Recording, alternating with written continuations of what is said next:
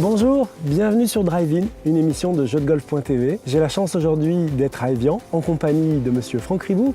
Nous sommes présentement sur le trou numéro 6, au départ du trou numéro 6, par 4 du tournoi, du célèbre Évian Championship, que les joueuses du LPGA et du LET parcourent tous les ans.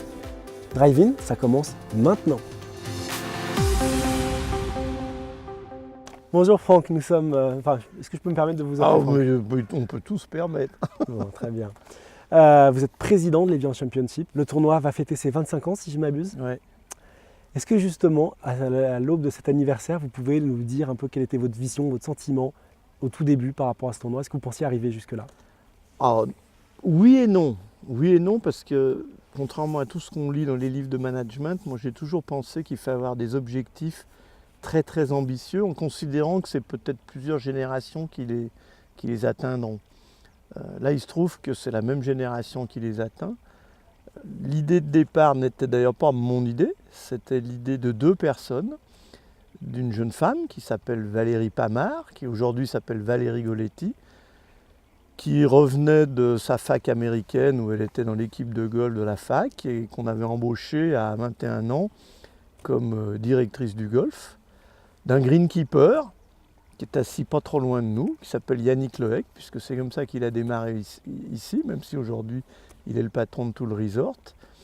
Et puis d'un personnage que j'adore, qui est exceptionnel, qui nous manque à tous, qui s'appelait Antoine Ribou et qui était mon père. Et il m'a dit un jour, écoute, il faut qu'on anime tout ça, faisons quelque chose. On s'est réunis, les gens qui étaient là, et Valérie, qui elle venait de ce milieu, a dit eh ben, écoutez, on va commencer par faire un pro-am.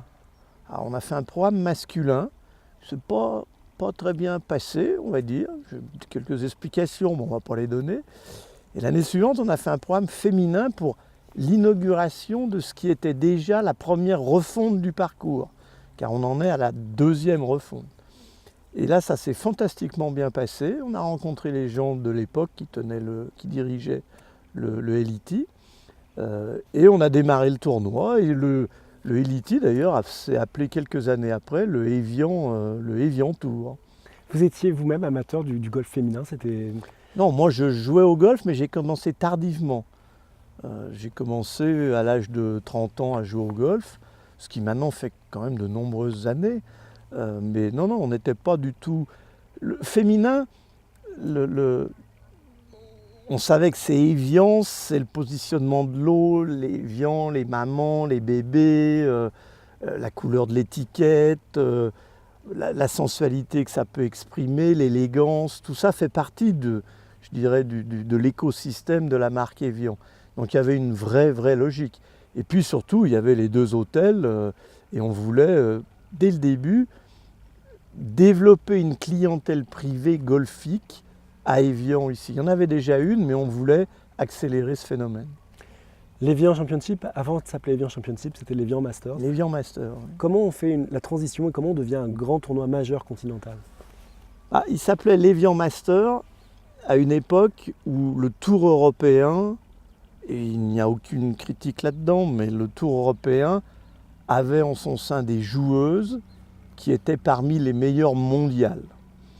C'était Laura Davis, c'était Annika Sorenstam, c'était Carlota Sorenstam, c'était, je vais toutes les oublier, plus des Françaises. Il y avait Marie-Laure Lorenzi, il y avait Valérie Michaud, Patricia Meunier commençait à arriver, il y avait Sandrine Mendiburu, que je connais bien par ailleurs, etc., etc. Et puis il y avait toutes ces joueuses que j'ai citées qui étaient sur le Tour américain, mais qui adoraient revenir en Europe.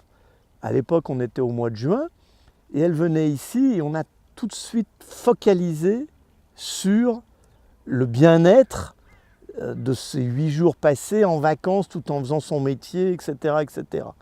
Donc c'est comme ça qu'on a vraiment développé l'Évian Masters. Quand on est devenu major, il y a eu plusieurs étapes. Les règles font que le circuit américain est fermé, et que quelques joueuses, je crois qu'à l'époque c'était 3 ou 4, pouvaient sortir du Tour américain pour jouer un tournoi en Europe, pas plus, et vous ne les choisissiez même pas, c'était les premières inscrites, donc ce n'était pas toujours les meilleures. Et il y a une année, nous, on a choisi une joueuse, on a d'ailleurs payé la pénalité au Tour américain, qui s'appelait Kobayashi, qui est devenue la commissionneur du Tour asiatique, du Tour japonais, ce qui est toujours intéressant. Elle est venue ici et elle a gagné. Donc on a eu une chance inouïe. Et ensuite, il a fallu, à travers différents commissionneurs américains, on a démarré très bien avec Taivoto, et puis ça s'est concrétisé, on a été sanctionné par le Tour américain, mais on n'était toujours pas major. Et l'étape suivante a été la décision de Mike Wan de faire un 5e major. Alors ça paraît, mais dans le monde du golf, qui est un monde traditionnel, avec une histoire qu'il faut d'ailleurs totalement respecter, faire un 5e major, c'était quasi une révolution. Et c'est comme ça qu'on est devenu Evian Championship. Parce que nous respectons les traditions du golf qui sont anglo-saxonnes. C'est d'ailleurs ce qu'il faut qu'on comprenne dans notre pays. Et d'évidence, il y a un autre tournoi, un autre major, qui va bientôt se dérouler à Augusta, qui s'appelle le Master. Et toutes les joueuses disaient, Evian, c'est un peu notre Master à nous. Et ça, ils n'aimaient pas du tout du côté d'Augusta. Et on nous a fait comprendre que devenant major, il serait difficile de concilier l'appellation master tout en étant un major, parce qu'il n'y a qu'un major dans la tradition du golf qui s'appelle Masters, c'est Augusta. Et du coup, on a dit ok, on change de nom. Et on a switché à Evian Championship. Je peux vous dire que 2 ans après, j'ai rencontré le chairman d'Augusta, du Master, qui n'est pas l'actuel, celui d'avant, qui est venu me serrer la main et qui m'a dit « Je vous remercie d'avoir respecté la tradition ». Et c'est comme ça qu'Evian, petit à petit, est devenu, a changé de dimension, a changé de division et est rentré dans la catégorie de cette grande famille du golf avec les plus beaux tournois au monde, qu'ils soient masculins ou féminins. Dans cette histoire, il y a eu un événement qu'on peut dire majeur. Vous avez changé de date aussi à cette occasion. On a changé de date souvent, parce qu'on était en juin, on est passé en septembre et là on revient en juillet. Un calendrier d'un tour, dans tous les sports, c'est très très compliqué. Surtout que vous devez croiser avec les télévisions et tous les autres sports. Donc de temps en temps, il faut accepter les critiques d'être pendant un Jeux Olympiques, d'être pendant une Coupe du Monde de foot, ou qu'il y ait une Solheim Cup pas loin, etc.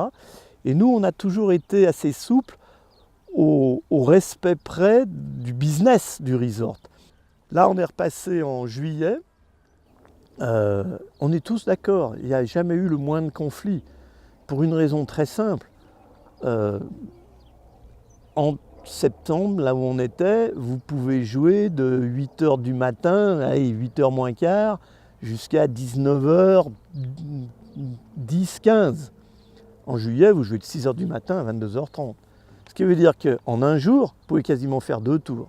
En septembre, si vous avez 1 heure ou 2 heures d'arrêt, vous êtes mort, sauf à décaler sur le lundi, qui est une autre problématique. Et on l'a quand même vécu 2-3 fois, nous. Est-ce que justement, toujours sur cet épisode, le soutien des joueuses, je me souviens de Stacey Lewis qui avait eu un petit peu des mots durs par rapport à la LPGA, justement peut-être pour aider le tournoi.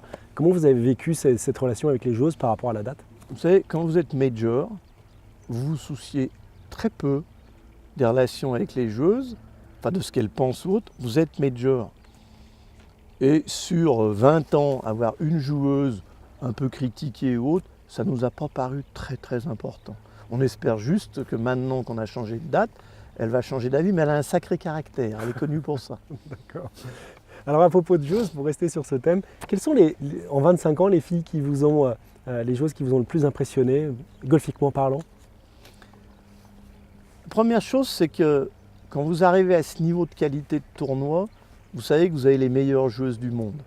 Toutes à 3 près, parce que problème de santé, problème de famille, Donc vous avez plus le même regard sur le champ de joueuses. Après, c'est quand même aussi ce qui nous a poussé à faire 2 choses. À quasiment créer le Jabra et à donner la totalité de nos wildcards à des joueuses amateurs. Parce que c'est notre rôle.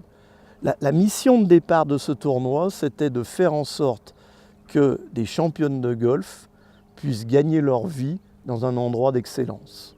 Les jeux amateurs, c'est parce qu'on pense que notre job est de s'occuper de la jeunesse et de faire en sorte qu'on permette à des jeunes d'éclore. Et il n'y a rien de mieux pour se former que d'avoir un frottement dans on va dire dans le deuxième plus gros tournoi du monde. Parce qu'on est quelques euros en dessous de l'US Open, il faut respecter les traditions. Voilà les deux raisons qui nous ont... Donc ma vision sur les joueuses, moi, elle est amicale. Je dirais qu'il y en a qu'on a vu grandir en 20 ans. Justement, il y a des joueuses que vous avez pu voir grandir. C'est l'arrivée des joueuses asiatiques sur le circuit professionnel et de plus en plus importante. Comment vous avez perçu ça? Quel impact a le tournoi en Asie? Nous, on a une vision qui peut être affective et puis une vision qui est business. La vision business, nous, on est ravis d'avoir des joueuses asiatiques. Donc on ne rentre pas dans les... Il y a trop d'asiatiques, il y a ci, il y a ça. Quand vous avez une marque comme Evian qui est mondiale, un resort qui est mondial, puisque c'est vrai qu'on est en France, mais on est vraiment en bas à gauche en descendant. Hein, nous. Par contre, en face, là, vous avez un pays assez riche, avec des sièges sociaux importants, avec des institutions internationales et mondiales très importantes. Et l'alchimie est étonnante, c'est que vous avez ici des gens de passage qui ne viennent souvent même pas jouer au golf, mais qui sont peut-être au BIT, qui sont peut-être au siège de Nestlé ou au siège de Philip Morris, qui ont vu Evian à la télé, qui viennent faire prendre en photo devant le panneau quand on met la coupe dehors. C'est très souvent des Asiatiques. Et de facto, la notoriété du tournoi dans ces pays dépasse même la notoriété de la marque Evian, au minéral. Ah oui, à ce point? Ah oui, oui. Ah oui, mais c'est de la folie. En Corée, Japon et demain la Chine inévitablement, ce sont les lieux de croissance, en tous les cas, du golf féminin et maintenant masculin. Toujours à propos des joueuses asiatiques, on peut regarder au niveau du classement mondial, il y a une très forte domination en venant de l'Asie. Est-ce que ce ne serait pas le moment de créer, sur le modèle de la Solheim Cup, une compétition ouest contre l'est? Si, oui, mais on revient à la question sur la date. Vous savez, nous, on n'en a pas la même vision parce qu'en Europe, c'est vrai que les joueuses, elles jouent très peu en fait. Aux États-Unis, je ne sais plus le chiffre exact, mais ça doit être une 40aine de semaines. Donc c'est pas évident de recaser une compétition. Moi, j'aurais une autre priorité si j'étais en charge du golf féminin, ce serait de faire très rapidement un vrai tour mondial. Ce qui n'est pas facile, hein, parce qu'il y a l'Europe, ça c'est une chose, mais le tour japonais est très fort, très bien doté. Mais ça me paraîtrait une meilleure manière de mixer la totalité du globe. Et puis surtout, je pense que ce serait important qu'ils le fassent avant le golf masculin. Pourquoi? Ça pourrait servir de laboratoire, d'exemple? Non, pas de laboratoire, mais je trouve que c'est important que le golf féminin se démarque du golf masculin.